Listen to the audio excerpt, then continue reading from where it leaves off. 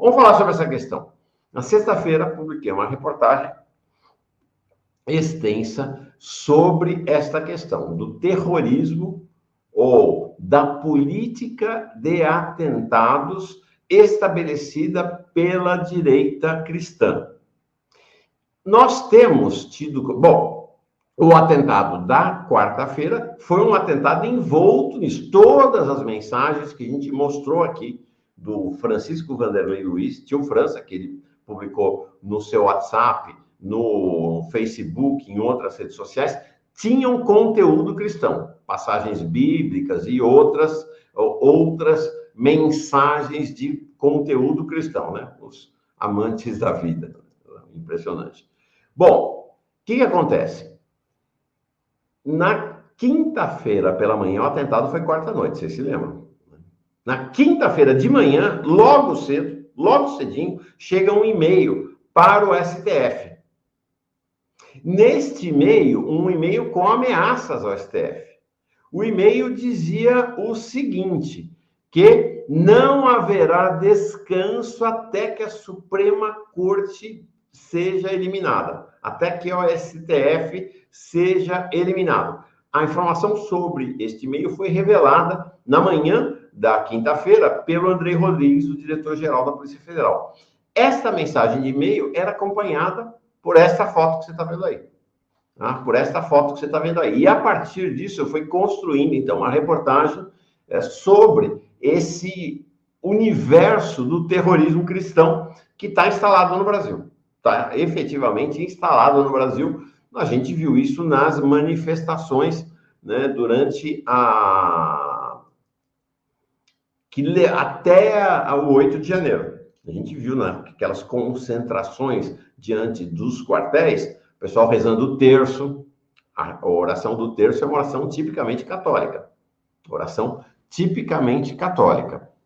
Tá? Os evangélicos não rezam o terço, até porque os evangélicos não têm a devoção mariana, devoção a Nossa Senhora, devoção à Virgem Maria, devoção a Maria. Isso inclusive, foi um dos motivos do racha da igreja, do que era da igreja cristã, quando houve o racha, né, com Martinho Lutero e o surgimento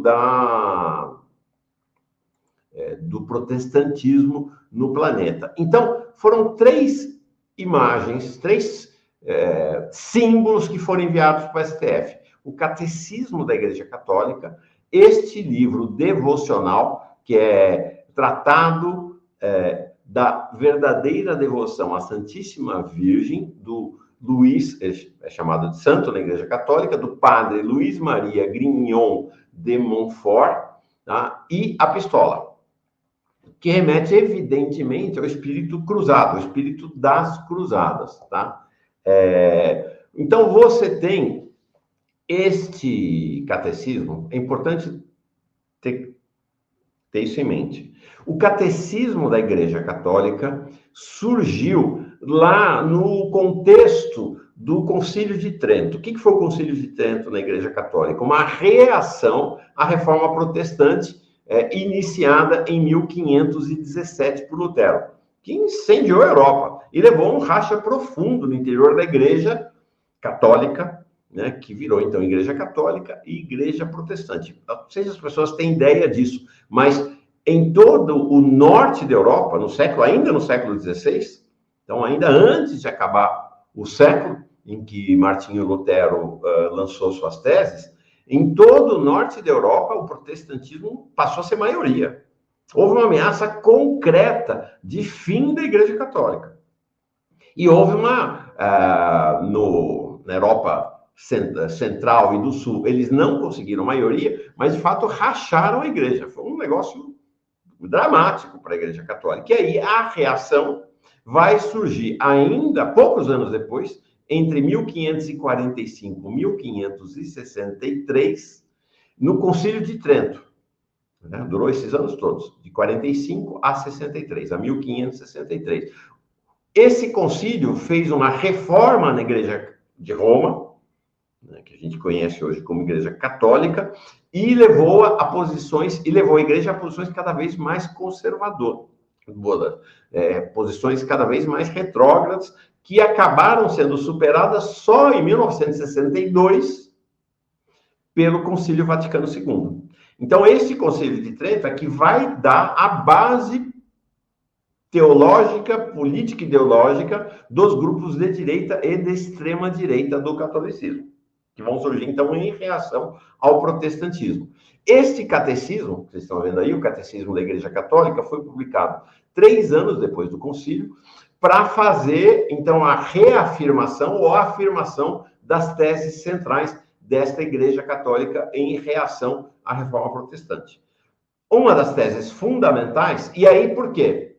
Porque os protestantes lançaram, que mais tarde foram consideradas as 5 somente. Então, uma das principais, uma das centrais foi a sola Escritura, somente a Bíblia. Porque a Igreja de Roma não divulgava a Bíblia. A Bíblia era, naquele tempo, Rebeca, algo que estava restrito, basicamente, aos padres, aos bispos, a burocracia, a igreja institucional. As pessoas, o analfabetismo graçava nas sociedades, na Europa, né, em todo o mundo, naquele momento, mas era negado o acesso aos fiéis à Bíblia. E aí, o racha protestante vai dizer, a Bíblia é tudo, só a Escritura. Somente a Bíblia é referência para os cristãos. A reação da Igreja Católica é lançar o catecismo. E o catecismo, então, passa a ser, até na Igreja Católica, ombreado à Bíblia, que é uma série de regras, uma série de interpretações da institucionalidade católica, portanto, bispos e padres, do que é a Bíblia. E do que é uma conformação do que seria, na visão deles, o cristianismo. Para os católicos, e cada vez mais para os católicos conservadores de direita, o catecismo chega a ser superior à Bíblia, inclusive. Porque a Bíblia, cada um interpreta como quer, tese protestante. O catecismo é a interpretação oficial, eu tenho que obedecer a interpretação oficial. Essa é a ideia, tá? O catecismo foi reformado apenas em 1992, no papado de João Paulo II, mas foi uma reforma conservadora também. João Paulo II foi um líder desta extrema-direita, um papa, né, representante desta extrema-direita católica fundamentalista. Teve lá processo de negociação, aqui e ali, alguns espaços que ele abriu, mas fundamentalmente, né, o Karol Wojtyła, um polonês de extrema-direita e anticomunista. A outra peça que está no e-mail, Rebeca, para a igreja, é esse Tratado da Verdadeira Devoção à Virgem Santíssima, tá? Do Luiz Maria Grignon de Montfort. É um tratado posterior, não é da mesma época, Rebeca, não é de fato da mesma época, é bem posterior ao Concílio de Trento e ao catolicismo. Ele foi escrito em 1715, mas ele só vai, né, de fato, no final do século XVIII é que ele vai se disseminar. Tá? E aí é isso. Enquanto os protestantes dizem solos Cristo, somente Cristo, essa devoção à Virgem Maria, a Nossa Senhora, ora, como se diz no catolicismo, gente, sou católico, tá? Só para dizer que sou católico, né? Acho que boa parte das pessoas aqui sabe isso. Essa interpretação no interior do catolicismo vai ombrear a Virgem Maria a Jesus Cristo. Então, a ideia passa a ser a seguinte, só se chega a Cristo, estou falando da teologia, tá? Através da Virgem Maria. Ela é uma intermediária na relação com Cristo, os protestantes vão dizer de jeito nenhum. As pessoas se relacionam com Jesus Cristo diretamente. Isso são polêmicas que atravessaram os séculos. Né? E esta devoção mariana vai ser a pedra de toque, então. É o catecismo, então, ombreado à Bíblia, e Nossa Senhora Virgem Maria praticamente ombreada a Jesus Cristo. Essas vão ser 2 pedras de toque do conservadorismo cristão. E essa devoção à Nossa Senhora, no século XX e XXI, passa a ser um fio que une todos os grupos ultraconservadores de extrema-direita católicos. Símbolo da fé. E a gente vai ter aqui no Brasil vários desses grupos. Durante a ditadura militar, ou antes da ditadura militar, a TFP, Transição por Família e Propriedade, sucedida depois pelo Racha, Arautos do Evangélico, e a presença da Opus Dei. A Opus Dei que surgiu em 1928 na Espanha como um grupo de extrema-direita católico, hoje tem presença em 95 países. A Opus Dei era meio que o braço direito organizacional de João Paulo II, que transformou-a numa prelazia pessoal, ou seja, a Opus Dei não estava subordinada à hierarquia formal da Igreja Católica, ela atuava paralelamente à hierarquia com uma força de ter a mão do Papa, né, de ter a bênção do Papa. Isso só foi reformado em 2021 pelo Papa Francisco, que é odiado. Gente, Rebeca, é inacreditável, mas eu vou contar para vocês. Tem grupo de oração dessa extrema-direita católica que reza pela morte do Papa Francisco. Acredito. Isso, é nesse nível o negócio. É nesse nível. Essa Opus Dei, em 2021, foi denunciada aqui. Argentina, Uruguai e Paraguai. Não, Argentina, Paraguai e Bolívia, por manter 43 mulheres em situação análoga à escravidão. Está correndo um processo lá na Argentina. Finalmente, agora em março deste ano, a justiça argentina denunciou a cúpula da Opus Dei lá por esse processo de cárcere privado e trabalho análogo à escravidão. Pois bem, João Paulo, exatamente. O João Paulo deu início ao desmonte da teologia da libertação e das comunidades eclesiais de base. Importante dizer, Rebeca, isso fica como uma advertência. O Paulo Gonet, acorda, Gonet, né? A gente já sabe que não é um problema de acordar, né? É um problema de escolha. Ele é vinculado a esses grupos, ele é um ultraconservador católico. Há uma conversa em Brasília de que ele é da Opus Dei, essa coisa nunca se sabe muito bem, né? Porque é uma organização semi-clandestina, a Opus Dei, então as pessoas não necessariamente dizem. Tem poucas pessoas que se assumem efetivamente da Opus Dei. Uma dessas pessoas é o Ives Gandra Filho, e o pai também. Os dois são assumidamente da Opus Dei, e o melhor amigo do Gonet em Brasília é exatamente o Ives Gandra Filho. O que ele se assume como um católico ultraconservador, o Gonet. Então, vocês imaginam o que vai ser chegar lá na PGR, se chegar, né, uma investigação, um indiciamento de líderes da extrema-direita católica por terrorismo. Vamos ver como é que vai se comportar o Gonet. Alckmin, inclusive, teve uma ligação durante muitos anos com a Opus Dei, quando era governador de São Paulo. Hoje essa ligação está mais distante. E aí a grande questão é o seguinte: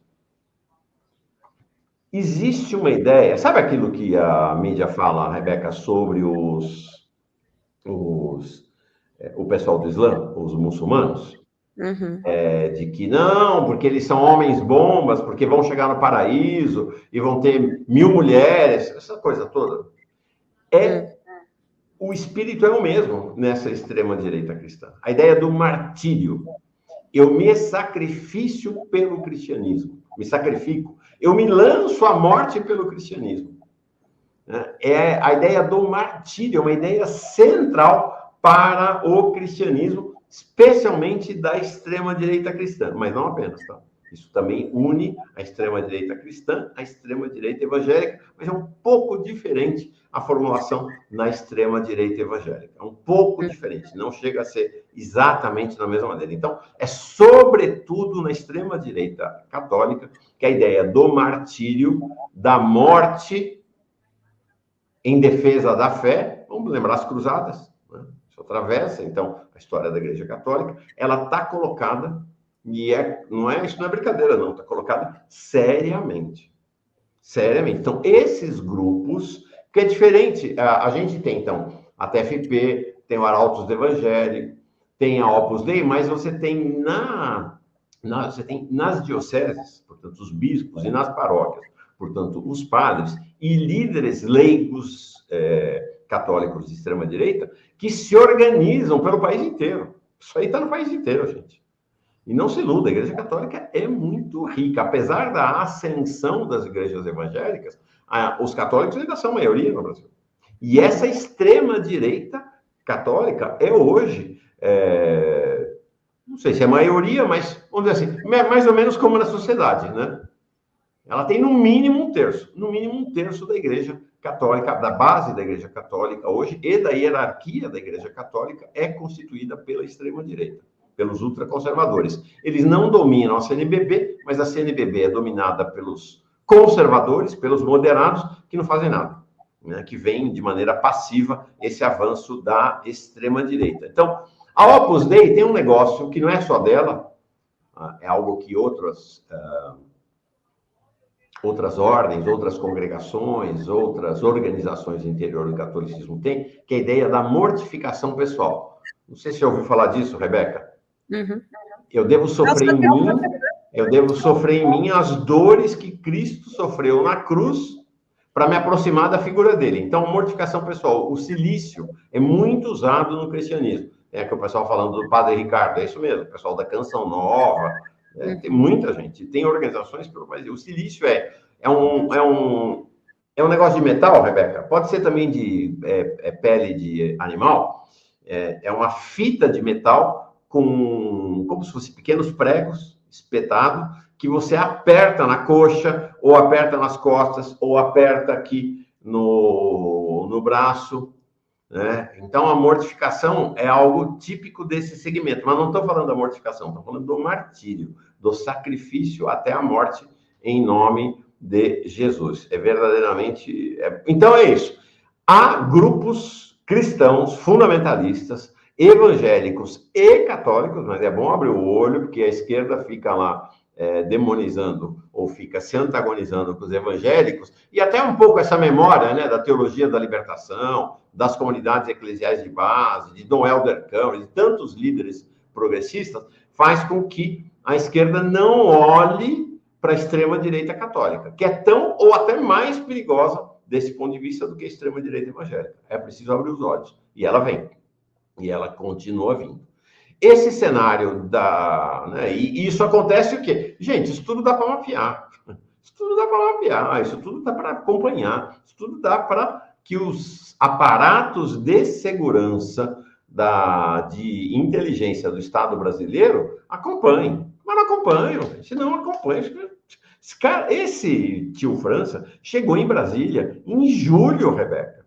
Ele estava desde julho em Brasília, alugou trailer, alugou casa, trouxe carro, comprou fogos de artifício, mandou mensagem pelas redes sociais, que nem eram tão cifradas assim, mandou mensagens em grupo de WhatsApp avisando o que ia fazer.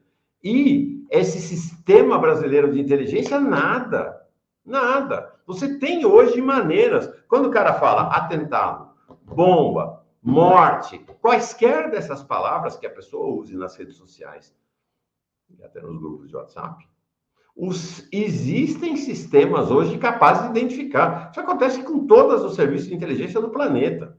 Você tem sistemas hoje muito parrudos de vigilância. A gente vê aqui no Brasil a vigilância que o governo dos Estados Unidos exerce sobre o Brasil. Aqui não tem. Aqui não tem. A Polícia Federal, a ABIN e o GSI não... É de brincadeira. Alguém falou que a Polícia Federal está brincando. É brincadeira. Olha só, mais um exemplo disso. Está aqui, né? O que a gente viu esse fim de semana? Esta é a casa França, tio França, né? O chaveiro.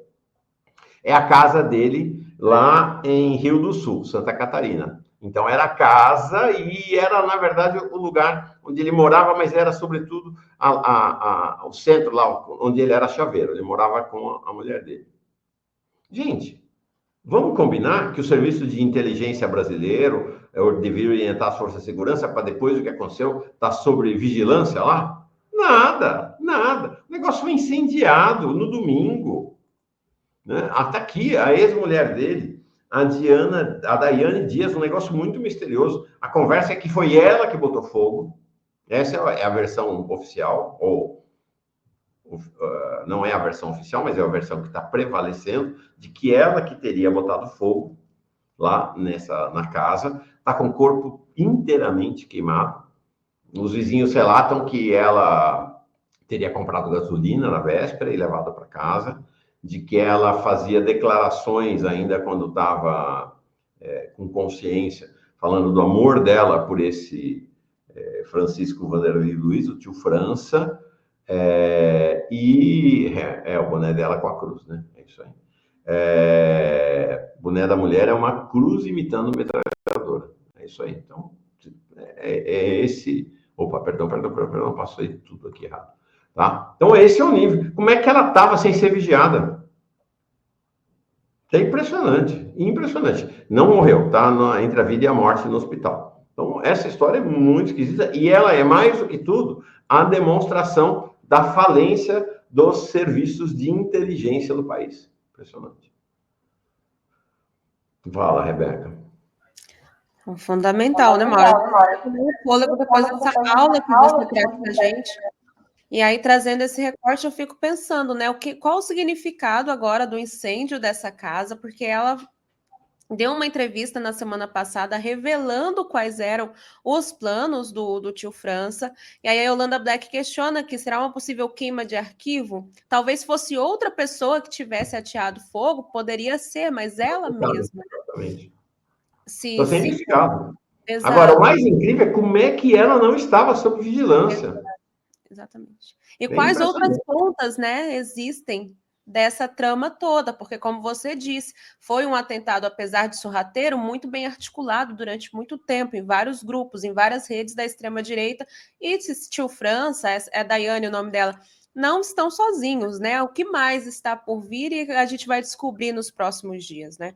Então, muito perigoso de fato e mais uma vez mostra que a inteligência não está preparada. O Gilberto Cruvinel, ele fala aqui, Mauro, para a gente não perder o assunto, ele diz, Mauro, a Igreja Católica também está se beneficiando da isenção de impostos que beneficia os neopentecostais. Isso aumenta ainda mais a riqueza deles, né? A Sônia Mota, não é superchat, obrigada, Gilberto, pelo superchat, pela contribuição.